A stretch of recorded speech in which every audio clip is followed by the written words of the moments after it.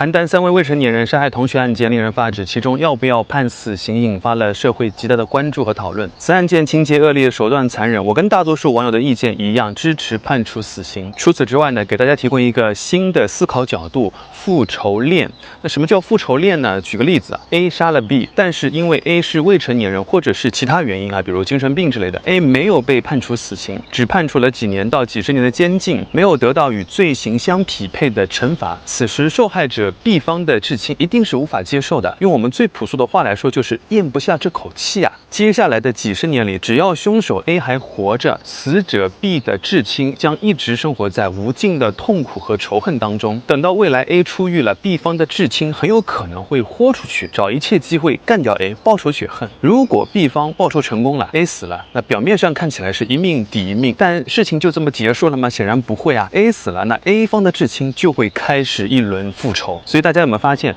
如果凶手因为是未成年或者是精神病等等其他的原因，没有得到与罪行相匹配的惩罚，很有可能就会产生一条复仇链，之后呢，就会有越来越多的人被牵扯进这条复仇链当中。所以从某种意义上来说啊，在证据确凿的前提下，让公权力介入实施死刑，可以斩断复仇链，让仇恨尘埃落定，双方家属才有可能重整旗鼓，好好生活，而不是活在永无止境的复仇当中。所以死刑既是对凶手的惩罚，也是对死者的告慰，同时也保护了死者家属和凶手的家属，防止私人复仇陷入复仇链。不过国内外也有很多人是主张废除死刑的，他们认为死刑是一种暴力，死刑只会加剧暴力，而我们的目标是减少暴力。死刑也是一种复仇，死刑就是复仇链中的一环，死刑违反了人权，不够人道，在死刑之外可以用其他的刑罚来代替，比如无期徒刑、终身监禁。还有一点啊，如果出现了错判，死刑呢会酿成冤假错案且不可逆等等等等。上面呢是废死派的观点，不是我的观点，有兴趣呢大家可以搜索一下废死派。所以你看啊，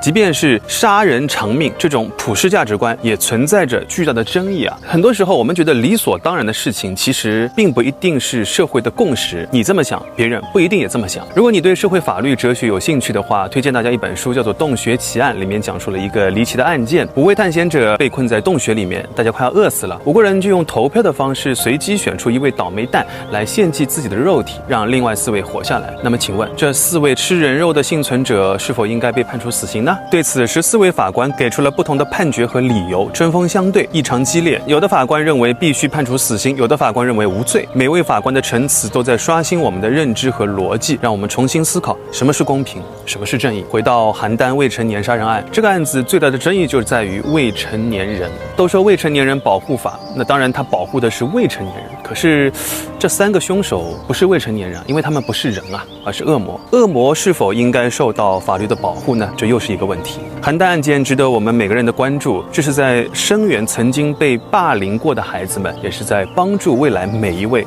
无辜的孩子。